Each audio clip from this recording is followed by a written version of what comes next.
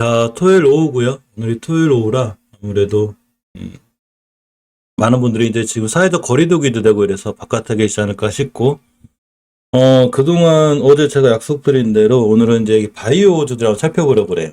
바이오주들이 KRX 헬스케어 지수가 많이 무너지고 있죠. 많이 떨어지고 있고, 실질적으로 심한 종목들은 고점 대비 뭐 반의 반토막도 나 있고 굉장히 추세가 아슬아슬한 상황입니다. 이전님 어서 오세요. 자, 그렇지만 주식이라는 게 또 어디까지만은 올라가지만은 않듯이 또 어디까지만은 또 떨어지지도 않아요. 그래서 우리가 이런 추세를 잘 보고 어디서 대응해야 되고 어떻게 해야 되는지 한번 전체적으로 살펴보겠습니다. 사실 다른 섹터 살펴볼 때보다 제약바이오 섹터 살펴볼 때가 조금 어려워요. 열정남님 어서 오세요. 왜 그러냐면 다른 이제 그 주식들 좀 올라가는 종목들도 좀 있고 많은데 사실 전체적으로 제약바이오주들 많이 떨어지고 있고 추세가 굉장히 불안하기 때문에 제가 지금 하는 영상이 어떤 주가 영향을 미친 영상이 아니라 객관적으로 봤을 때 이러한 종목들이 이러한 추세를 갖고 있기 때문에 위험한 건 위험하다고 솔직히 얘기할 거고 좀 상황이 좋은 건 좋다고 얘기를 하겠습니다.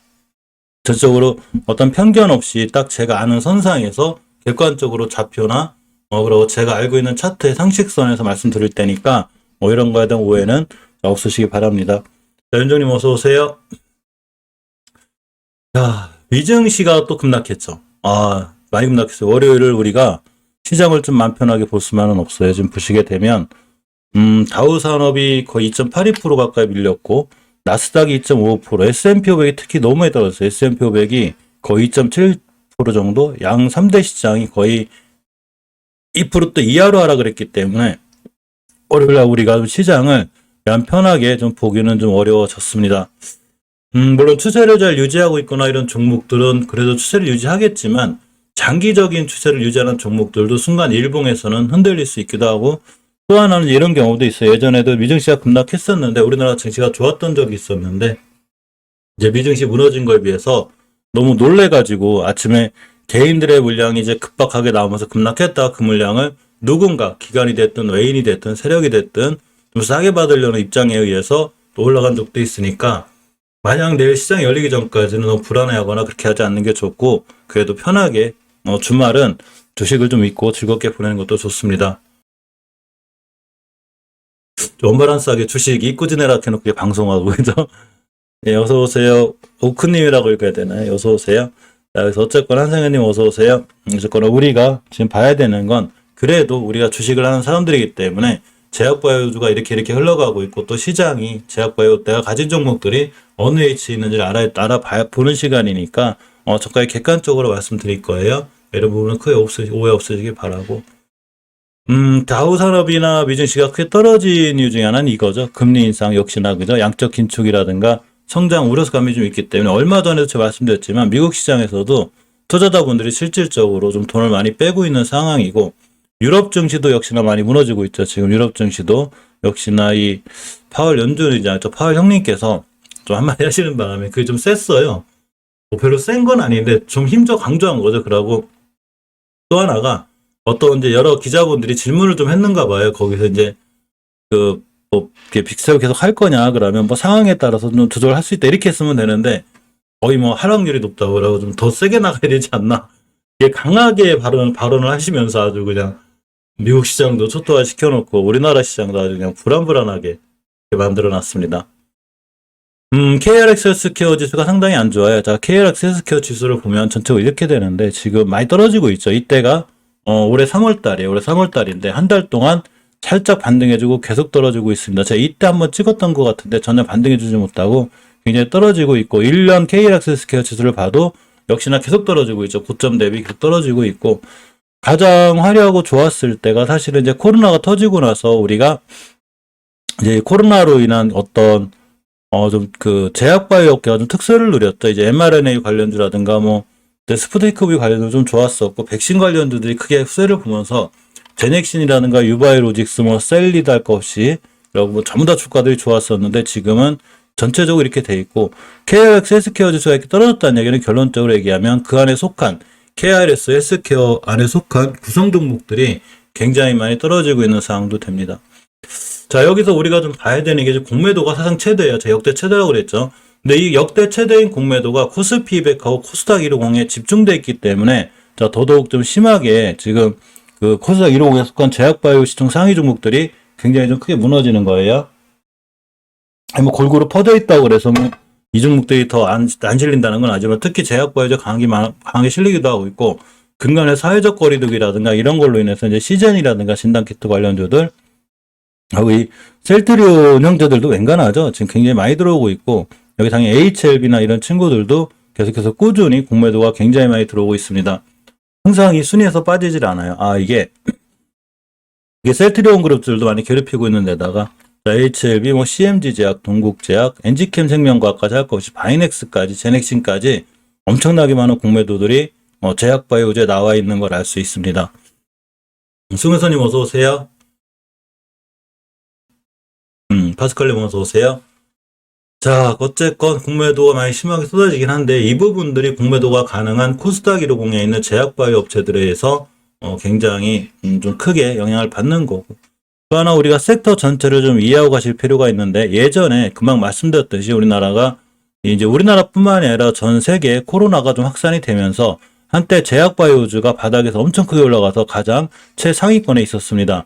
제약바이오주가 주춤하면서 또 다른 종목들도 다 쫓아 올라왔기 때문에 2차 전지라든가 이런 종목들 그리고 밑에 있는 많은 종목들 한때는 또 이 메타버스 게임이 또 엄청 강하다가 이 메타버스 게임이 이제 강한 와중에 자 이렇게 이때가 제약 메타버스 2차 전지 뭐 이렇게 에코프로비나 에코프로비엠 이렇게 있었죠. 이제 메타버스가 주춤할 때 이 자리를 또 로봇이 가기도 했죠. 근데 지금 이제 어떻게 돼 있냐면 제약바이오주가 이렇게 올라가 있다가 지금 밑으로 내려와 있고 2차 전지 관련주는 떨어진 것도 올라간 것도 있지만 역시나 이 자리 정도는 지키고 있어야 아직 중간 정도는 지키고 있고 역시 메타버스 관련주들도 중간까지 많이 떨어져 있고 이로 게임 관련주들도 역시나 올해 연초 대비 거의 30% 정도 밑으로 돌아와 있습니다. 자, 로봇 관련주도 전체적으로 조정이 들어와 있기 때문에 이 정도까지 떨어져 있는데 제약바이오주가 너무 심하게 떨어지고 있죠. 아까 말씀드린 대로 시장이 불안할 때 제일 많이 떨어지는 섹터가 되고 이 자리를 근간에 이제 이 새 정부 출범에 대한 기대감으로 이렇게 원전이 이런 자리들을 다시 차지하고 나가게 되는 이런 상황이 되죠. 지금 이제 다시 월봉이라든가 많이 좀 이제 고점에 있는 종목들이 바뀌었습니다. 다시 예전에 높이 있던 제약바이오주가 밑으로 와 있고 지금 밑으로 와 있고 메타버스나 게임 관련 지금 좀 밀려 있는데 원전주가 지금 상당히 다 고점에 있는 종목들이 많아요. 원전 관련주들이 고점에 있는 많기 때문에 조심해야 되고 레이터에서 뭐 원전 종목들이 못 간다는 건 아니에요. 또 러시아 우크라이나발 이슈로 인해서 이 자리를 철강이라든가 스틸주가 차지하고 있습니다. 또 하나 여기에 당연히 비료사료 여기가 차지하고 있고 또 식품주도 당연히 시총 상위권 그러니까 굉장히 많이 이렇게 위에 올라가 있는 종목들이 전부 다 세대 교체가 된 거죠. 자, 중간쯤에 있는 게 이제 뭐 건설이라든가 일반 개별주들 특히 지금 시장이 안 좋을 때 이런 자리들을 전부 다 또 개별주가 차고 나가고 있는 요게 현 시장 상황이에요. 우리가 주식을 할 때는 이런 현 시장 상황을 잘 이해하고 주식을 하는 게 맞습니다. 따라서 오늘 전체적으로 이제 살펴볼 종목이 바로 제약바이오주의 밑에 있는 거 여기 살펴볼 거고 원전, 철강, 건설, 비료, 식품은 다 전형상에 있으니까 자세히 한번 보시면 되고 우리가 주식을 살 때는 추세가 우상향인 종목을 사야 되는데 대체적으로 이런 종목들이 추세가 우상향인 게 많고 여기서도 개별적으로 추세가 우하향인 게 있어요. 이런 종목은 사지 않아야 되고 또 밑에서 5배 올라간 종목들이 이렇게 돼 있는데 이 친구들 5배 올라간 종목들이 반드시 이렇게 제약바이오처럼 아래로 돌아오고 있기 때문에 절대적으로 높은 종목은 매수하지 않아야 돼요.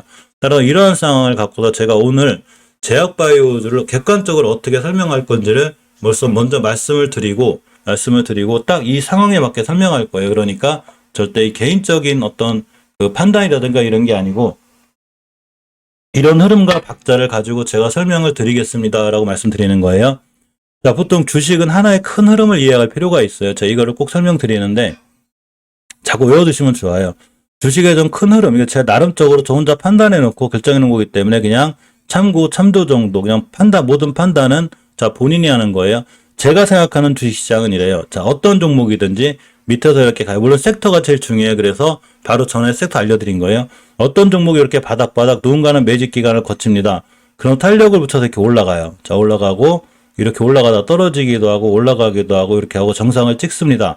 정상을 찍으면 쭉 찍었다가 또 다시 떨어지기도 하고 또 고점 갔다 올라가기도 하고 어떤 뭐 쌍봉을 그리기도 하고 다시 이렇게 올라가는 칙하다 또 떨어지고 이렇게 하면서 또 제자리를 오고 다시 여기서 또 떨어진 다음에 또 옆으로 갔다가 다시 올라가는 요게 큰 하나의 섹터인데, 큰 하나의 흐름이에요. 요게 주식의 큰 흐름인데, 이러한 큰 흐름은 반드시 일봉에서 보는 게 아니라 월봉에서 보는 겁니다. 자, 명심하셔야 돼요. 이렇게 월봉에서 보는 거예요. 큰 흐름은. 그래서 이때가 1,000원이고, 이때가 2,000원이고, 이때가 3,000원이고, 이때가 4,000원이고, 이때가 5,000원, 7,000원, 8,000원, 여기가 10,000원이라고 치는 거예요. 그럼 여기도 똑같이 선을 걸으면 여기도 5,000원일 때고, 여기도 4,000원일 때고, 여기도 3,000원일 때고, 여기 2,000원이고, 1,000원입니다.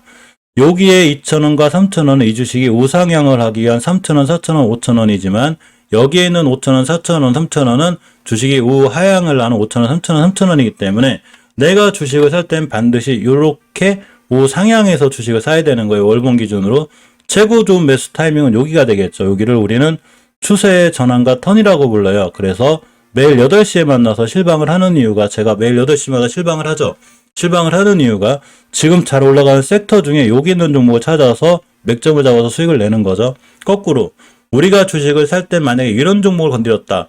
야, 예전에 10,000원이었었는데 지금 5,000원밖에 안 해. 사야지. 반토막 났잖아. 아니에요. 우하향이기 때문에 지금 4,000원이 될 수 있고 3,000원이 되는 거예요.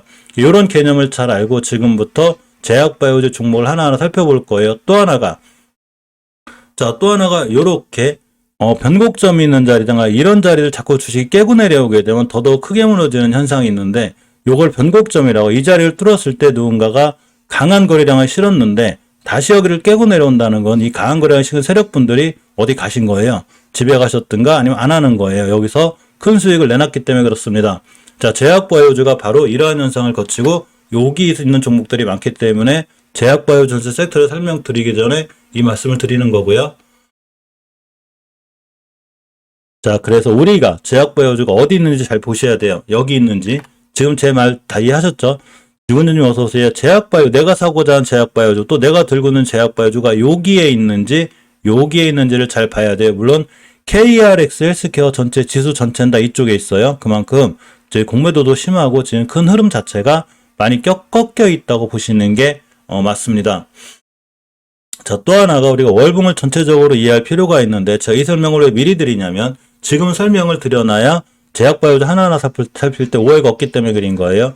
주식이 20개월선, 5개월선 뭐 이렇게 있다가 주식이 상승하기 시작하면 역별이 정별로 바뀌어요. 그래서 결국은 5개월선이 있게 되고 밑에 20개월선이 있게 되고 이렇게 되는데, 이런 자리들을 차근차근 깨고 내려올 때마다 굉장히 위험해집니다. 따라서 이런 관점으로다가 종목별로다가 지금부터 제약바이오주를 하나하나 살펴볼 거예요.